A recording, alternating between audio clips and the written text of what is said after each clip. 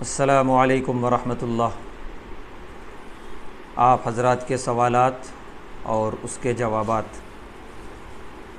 ایک بھائی صاحب نے سوال یہ کیا ہے کہ زید بن حارثہ رضی اللہ تعالی عنہ کا نام قرآن میں کیوں آیا، دوسرے صحابہ کا کیوں نہیں آیا؟ سوال صحیح ہے۔ پوری قرآن کریم میں صرف ایک ہی صحابی کا نام آیا ہے اور وہ ہیں حضرت زید رضی اللہ تعالی عنہ۔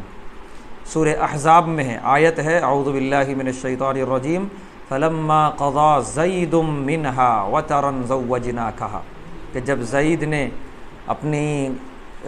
اپنا پورا کیا جو ان کی ذمہ داری تھی حضرت زینب رضی اللہ تعالی عنہ کے ساتھ، تو اے نبی صلی اللہ علیہ وسلم ہم نے حضرت زینب سے آپ کا نکاح کرا دیا۔ وہ ان کی اہلیہ آتی ہیں حضرت زید رضی اللہ تعالیٰ عنہ کی۔ تو واقعہ کچھ اور ہے جو یہاں سوال میں وہ واقعہ نہیں پوچھا گیا۔ کیوں ان کا نام آیا یہ سوال ہے۔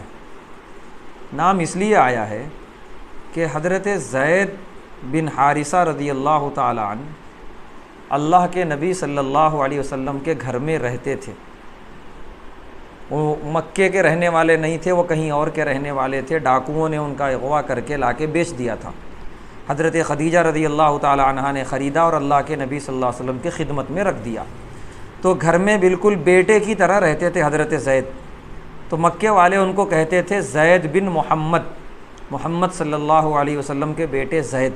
تو حضرت زید کے لیے یہ بڑے شرف کی بات تھی کہ اللہ کے نبی صلی اللہ علیہ وسلم کا بیٹا ہونا لوگ مان رہے ہیں، مکے والے زید بن محمد کہہ رہے ہیں۔ پھر قرآن میں اللہ نے آیت اتاری سورہ احزاب میں کہ نہیں، بیٹا وہی ہوگا جو خونی نسبی ہو، کہیں اور سے آ کر آپ نے اسے پال لیا لے کر تو وہ بیٹا نہیں ہو سکتا، نہ وہ آپ کا بیٹا نہ آپ اس کے والد۔ لہٰذا قرآن میں اللہ نے فرمایا ادعوہم لآبائہم، زید کے جو اصل والد ہیں حارثہ، ان کے نام سے ان کو پکارو، زید بن محمد نہیں، زید بن حارثہ۔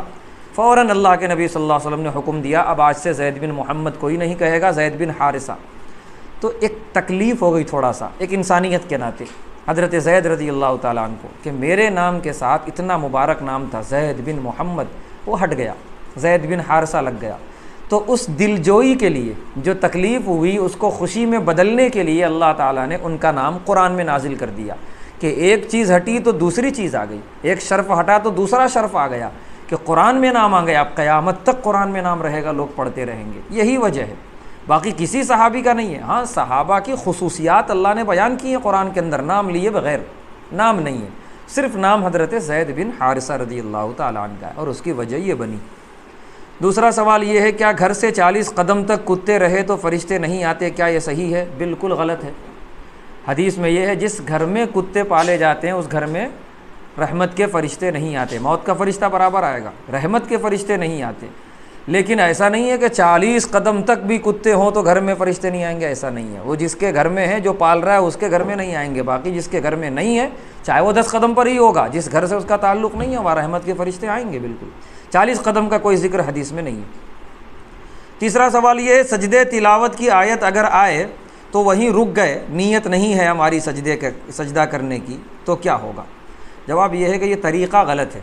پوچھ یہ رہے ہیں کہ قرآن کی تلاوت کر رہے تھے، اچانک سجدے کی آیت آ گئی، تو جیسے ہی سجدے کی آیت پڑھیں گے سجدہ کرنا واجب ہو جائے گا، تو رک گئے، اس سے پہلے رک کے تلاوت ختم کر دیے۔ کبھی یہ ہوتا ہے، کبھی وہ آیت چھوڑ دیتے ہیں سجدے کی، آگے سے پڑھنا شروع کرتے ہیں، غلط ہے۔